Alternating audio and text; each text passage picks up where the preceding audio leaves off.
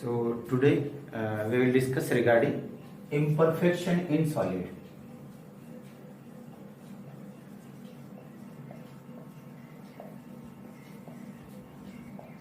Actually, student friends, solid when form during the process of crystallization. जैसा अगर example लेते हैं हम लोग, नमक कैसे बनता है, तो नमक पानी से बनता है, पानी को ऐसे फैला के रखते हैं और इवेपोरेशन होता है, तो slowly what is happening there, sodium and chloride ions come closer to each other. जब सोडियम और क्लोराइड आयन आसपास आते हैं तो धीरे धीरे धीरे धीरे क्रिस्टल बन जाता है. And we know that the coordination number of sodium means sodium ion is surrounded by 6 chloride ion and 1 chloride ion is surrounded by 6 sodium ions. Means in case of sodium and chloride Na:2Cl, the coordination number is 6:6. So the formula is NaCl. It means that in case of stoichiometry means proportion, in case of stoichiometry, if this is the crystal of NaCl, and in this crystal if sodium ion is 2000, it means that it should be there, chloride ion should be 2000, then that crystal is perfect.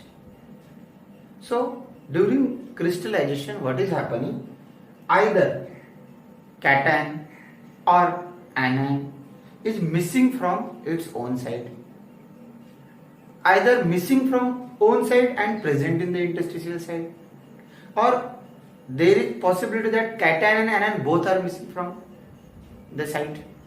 According to that situation, whether the cation or anion is missing from particular point, if that cation or anion is missing in particular crystal, that type of the crystal is known as defective crystal, and that type of defect is known as point defect. And if in particular line all the anion और cation are missing, सबके सब एक line में अगर cation ion missing है तो उनको line defect बोलते हैं. एक पर्टिकुलर पॉइंट पर कोई आयन और कैटायन मिसिंग है तो उसको पॉइंट डिफेक्ट बोलते हैं. तो ये जो पॉइंट डिफेक्ट्स है इसको अपन आज डिस्कस करेंगे. So point defects are of 3 types: stoichiometric defect, impurity defect and non stoichiometric defect. Stoichiometry है जो ये जो वर्ड है ना, स्टाइचियोमेट्री का मीनिंग ये होता है कि एक्चुअल जितने नंबर्स ऑफ कैटायंस और नंबर्स ऑफ एनायन चाहिए वो अगर उतने ही है तो उस क्रिस्टल को हम लोग बोलते हैं that crystal is in the stoichiometry. ये थोड़ा ध्यान रखना. और अगर वो नहीं है तो डिफेक्ट जो होगा वो स्टाइचियोमेट्रिक डिफेक्ट होगा.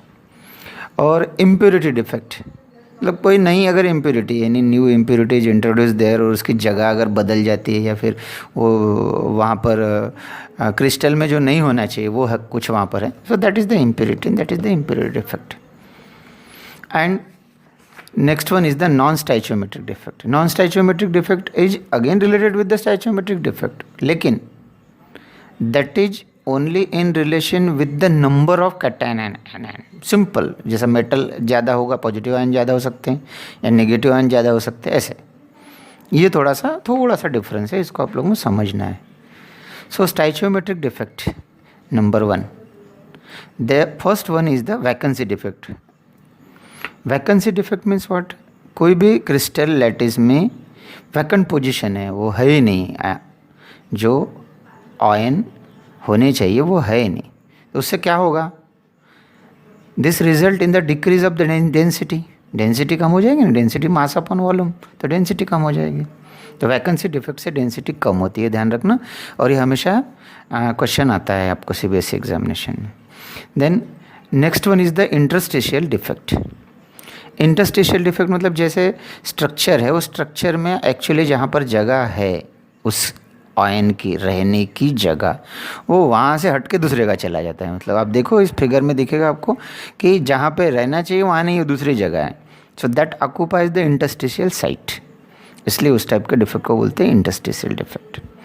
सो वैकेंसी डिफेक्ट और इंटरस्टिशियल डिफेक्ट, ये जो 2 डिफेक्ट है ना, ये 2 अलग अलग नाम से एक बढ़िया इसने एक्सप्लेन किया है. और जिनके जो नाम है, that is the Frenkel defect and Schottky defect. So first one is the Frankel defect. This Frankel defect you can see in figure. Frankel defect is one of the type of interstitial defect. If you see, जो जहाँ पर वो positive ion होना चाहिए वहाँ नहीं है, वो दूसरी जगह इंटरस्टिशियल साइट में जाके है. इससे क्या हो रहा है कि नंबर ऑफ कैटायन और नंबर ऑफ आयन बदले नहीं है, इसलिए ये थोड़ा डिसलोकेशन ही हुआ है ना इंटरस्टिशियल डिफेक्ट. इसमें ज़्यादा कुछ फ़र्क नहीं पड़ा, इसलिए फ्रैंकल डिफेक्ट को डिसलोकेशन डिफेक्ट भी बोलते हैं. तो इससे डेंसिटी कुछ चेंज नहीं होती. ये एग्ज़ाम में आता है आपको, जो आपके सीईटी है ना, जो नीट जेईई कोई भी एग्ज़ाम देते हैं, तो इसमें आप लोगों को ऐसे ऑप्शन रहते हैं कि किससे डेंसिटी कम हो रही है, किससे ज़्यादा हो रही है. तो ये थोड़ा ध्यान रखना है आपने. इसके एग्जाम्पल है ZNS है, AgCl, AgBr वगैरह ना, इसमें ये फ्रैंकल डिफेक्ट अपने को दिखता है. अब आप शॉटकी डिफेक्ट का एग्जाम्पल देखो. Just see the Schottky defect. What you will see, the number of positive and number of negative ions are missing from the site. जगह पर है ही नहीं, पॉजिटिव आयन भी नहीं है, नेगेटिव आयन. हम लोग ये बोल सकते हैं कि नेगेटिव आयन पॉजिटिव वहाँ से शॉर्टेज हो गए, मतलब चले गए. ये ध्यान रखने के लिए अपने यहाँ सब ऐसा कुछ कंसेप्ट नहीं है, लेकिन शॉर्टेज है, पॉजिटिव भी आयन नेगेटिव आयन दोनों गायब हो गए, मतलब ऐसे बोल सकते हैं हम लोग. So this defect decrease the density of crystal. इससे क्या होगा, density of crystal he decrease हो जाएगी. तो जैसे इसमें बहुत सारे जो कंपाउंड्स हैं, जैसे NaCl है, KCl है, इसमें ही आप लोगों को दिखता है. तो आप फिगर को देखेंगे. और जैसा फ्रैंकल डिफेक्ट और शॉटकी डिफेक्ट को ध्यान रखने के लिए फ़नी आइडिया स्पेशली आपके लिए. फ्रैंकल डिफेक्ट में जैसे नहीं बोलते कि आप लोग फ्रैंकली में तो जाके वहाँ बैठ गया, तो ये फ्रैंकल डिफेक्ट में फ्रैंकली वो अपनी जगह छोड़ के दूसरी जगह गया, ऐसा ध्यान रख सकते हो आप, है ना. और शॉटकी डिफेक्ट मतलब पॉजिटिव नेगेटिव दोनों का शॉर्टेज हो गया, ऐसा करके ऐसे भी ध्यान रख सकते हैं. So next one is the impurity defect. Impurity defect means what, जैसा इस एग्जाम्पल में जो आपके सामने अभी जो फिगर दिख रही है, इसमें जैसा है NaCl क्रिस्टल बनते समय मान लो SrCl2 की इम्प्योरिटी आई, तो एक Sr 2 Cl को बना के कंपाउंड बनाता है, मतलब एक Sr 2 Na के बराबर है. इसलिए यहाँ पर क्या हुआ है, एक Sr रहेगा तो दूसरे Na की जगह खाली रहेगी, तो ये इम्प्योरिटी हो गई. तो यहाँ पर क्या हो गया, कैटायन की वैकेंसी यहाँ पर आपको नज़र आ रही है. So this type of defect is known as impurity defect. अभी तक जितने भी हमने डिफेक्ट देखे, this all are stoichiometric defect, यानी number of cation number of anion उतनी होने चाहिए, स्ट्रक्चर ऐसे ही होना चाहिए, बिल्कुल फिक्स रेशो होना चाहिए, बिल्कुल इस तरह के जो डिफेक्ट थे अभी हमने देखे. Now the non stoichiometric defect, मतलब नंबर ऑफ कैटायन या नंबर ऑफ एनायन अगर मिसिंग है तो किस तरह के डिफेक्ट होते हैं, that is the non stoichiometric defect. इसमें दो टाइप है. Number 1 metal excess defect. Metal is positive charge and non metal part is the negative charge. जैसे ये NaCl है तो Na प्लस मेटल साइड हो गया, Cl और नॉन मेटल साइड हो गया, इस तरह का. तो metal excess defect means what, अगर मेटल का पार्ट मतलब पॉजिटिव पार्ट ज़्यादा है, if the positive part is more, what is there, the negative part is vacant. And if in case the negative part means anionic vacancy is occupied by the unpaired electron, तो इस तरह के defect को बोलते हैं metal excess defect. But the special sentence is there and there is the always question on this, what is the F centre, ऐसा question हमेशा ही आता है. So what is the definition, if the anionic site is occupied by unpaired electron in a crystal, that is known as F centre. ये ध्यान रखना है. और this type of defect is there in LiCl and KCl. Then next one is the metal deficiency defect. Deficiency, metal deficiency defect, जैसे यहाँ पर example आपके text book में दिया हुआ है FeO का एग्जांपल. FeO मतलब 1 Fe तो 1 O, मतलब 100 Fe तो 100 O. ऐसा समझो कि इसमें जो कंपाउंड है FeO, इसमें 100 Fe और 100 O होने चाहिए, लेकिन कुछ समय बाद ऐसा समझ में आता है, अगर कोई एग्जांपल में ऐसा समझ में आता है कि 93 Fe और 100 O है, या दूसरा एग्जांपल दिया 96 Fe और 100 O है. तो ऐसे समय में उस 93 Fe मतलब 7 Fe कम है, या फिर 96 है तो 4 Fe कम है, तो FeO में Fe+2 और O-2 मतलब Fe+2 है फेरस आयन, और नंबर 3 मतलब Fe+3 मतलब फेरिक. तो Fe+2 की जगह Fe+3 बाकी के 7-8 जो भी 4-5 जो है वो रहेंगे. इस तरह क्या होगा, एक्चुअल मेटल नहीं रहेगा वहाँ पर, मेटल की डिफिशियंसी रहेगी। इस तरह के डिफेक्ट को मेटल डिफिशियंसी डिफेक्ट बोलते हैं।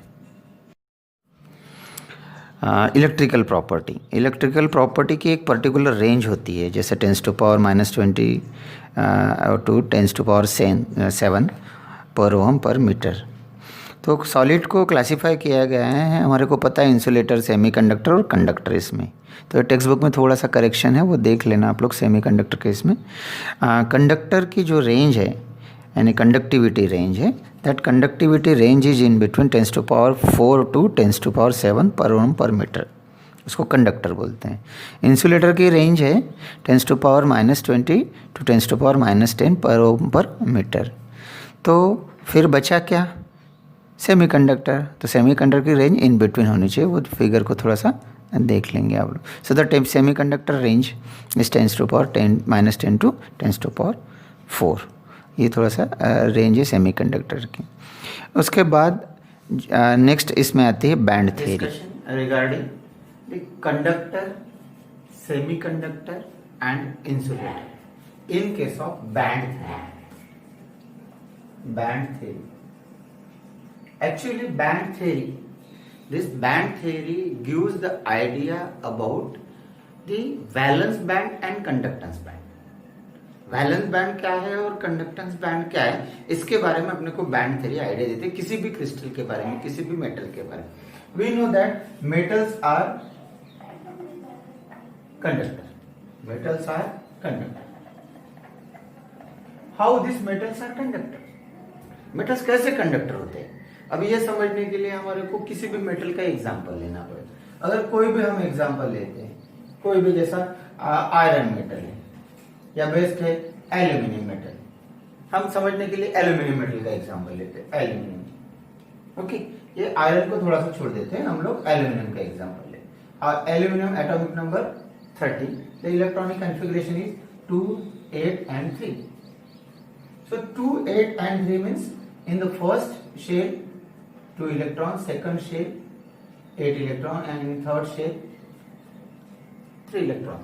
These 3 electrons are 3s2 and 3p1. 3s2 and 3p1. This type of electronic configuration is there, and this 3p orbital have 3 suborbitals. So there is 2 electrons, there is 1 electron. If you take this aluminium metal part or aluminium metal solid of 100 ग्राम, ऐसा aluminium metal ऐसा ये 100 ग्राम का लिया आपने, what do you think, एक atom थोड़ी होगा उसमें, बहुत सारे एटम।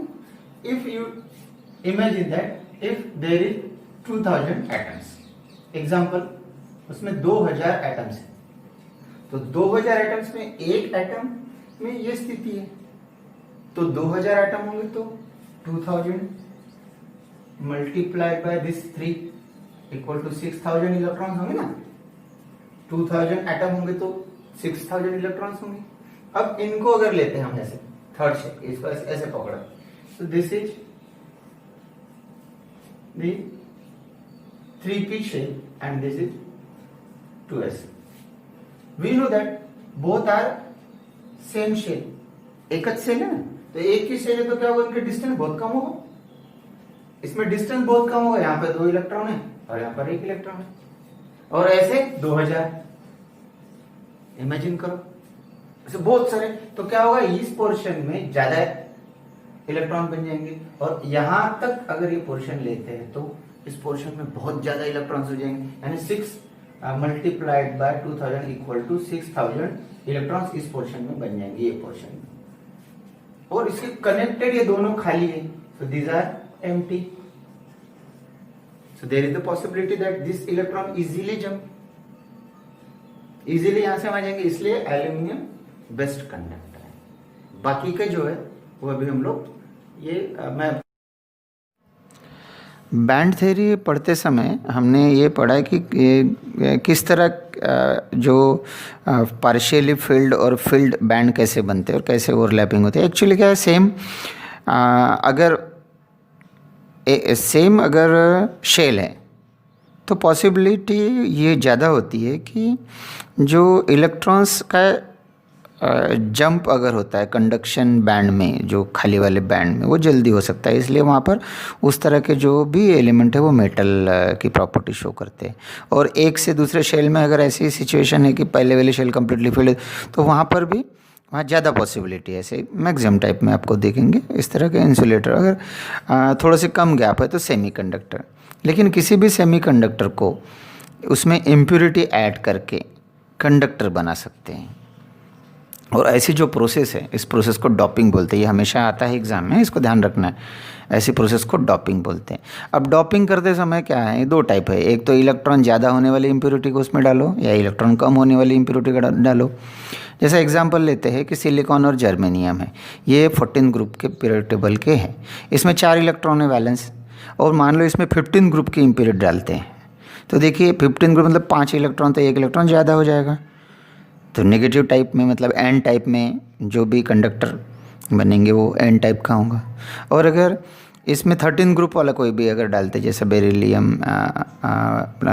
बोरॉन, एल्यूमिनियम, ऐसे अगर कोई इम्प्योरिटी डालते हैं तो 1 इलेक्ट्रॉन कम होगा, तो पॉजिटिव होल बन जाएगा। तो ऐसे इस टाइप के जो है इनको बोलते हैं पी टाइप ऑफ सेमीकंडक्टर। इसको थोड़ा सा आप, ये जो पेज नंबर 26 है ना, इसमें बहुत बढ़िया तरह दिया हुआ है, इसको आप लोग देख लेंगे। उसके बाद last topic of this chapter is the magnetic property. So maximum जो मेटल्स है, that metal shows the magnetic property also, and the magnetic property that is the paramagnetic and diamagnetic. आज तक अपने को यही मालूम था, पैरामैग्नेटिक और diamagnetic. Actually paramagnetic substance are attracted by magnetic field. जो मेटल हो या जो भी सब्सटेंस हो, अगर मैग्नेटिक लाइंस को पास करने देता है उसको पैरामैग्नेटिक बोलते हैं। और डायमैग्नेटिक किसको बोलते हैं, जो रिपेल करता है। मतलब हम ये भी बोल सकते हैं मैग्नेटिक लाइन को प्यार करने वाला, मतलब अपने तरफ आने देने वाला पैरामैग्नेटिक, ऐसे भी ध्यान रख सकते हो, फनी आइडियाज़। और डायमैग्नेटिक मतलब दूर करने वाला, उसको डायमैग्नेटिक बोलते हैं। तो इनके एग्जांपल्स है पैरामैग्नेटिक। मैक्सिमम एलिमेंट्स, मैक्सिमम जो है जो मेटेलिक है वो पैरामैग्नेटिक होते हैं। और जैसे Cu+2 Fe+3 Cr बुक में दिया हुआ है। और डायमैग्नेटिक जो भी है, ऐसे जो मैग्नेटिक लाइंस को रिपेल करते हैं, जैसे H2 है, NaCl है, इस तरह। लेकिन 3 इस साल आपको ये थोड़ा ध्यान रखना है, 3 अलग अलग और प्रॉपर्टीज़ है। That is the ferromagnetism, anti ferromagnetism and ferrimagnetism. So this type of magnetic property shown by the particular compound, that is depends upon the alignment of the magnetic moment। जो मैग्नेटिक मोमेंट है उसके alignment के ऊपर depend करता है। जैसा ferromagnetism, example gadolinium है, chromium में फेरोमैग्नेटिज्म शो करता है, तो all the lines are align in one direction. ये ए में देखो आप, एक ही डायरेक्शन में। अब दूसरा एग्जांपल लेते हैं, एग्जांपल यमेनो, इसमें एंटी फेरोमैग्नेटिक है, एक ऊपर एक नीचे एक ऊपर, this alignment is alternate, so this is the anti ferromagnetic. And last one is the ferrimagnetic. So this ferrimagnetic, अगर एग्जांपल इसके Fe3O4 मैग्नेटाइट वगैरह का लेते हैं, तो इसे जो अलाइनमेंट है दैट इज समटाइम पैरेलल और समटाइम एंटी पैरेलल, कभी कम ज़्यादा, so that is the random. So this type of magnetic alignment is there, then this type of substance is known as ferrimagnetic substance. तो इस तरह इस chapter में अपन सबने सब कवर किए हैं। आप लोगों को थोड़ा इसके नोट्स बनाने हैं, सिस्टमेटिक लिखना है, और डेंसिटी के न्यूमेरिकल्स है, इसको आप लोगों को सॉल्व करने हैं। जो 7-8 टाइप के न्यूमेरिकल्स हैं मैंने सब डिस्कस किए हैं, पैकिंग इफ़िशियंसी से लेकर टेट्राहेड्रल, ऑक्टाहेड्रल, वायोड और स्टार्टिंग से। तो इस तरह ये अपना चैप्टर कंप्लीट होता है, और नेक्स्ट इसमें अपन दूसरा चैप्टर शुरू करेंगे।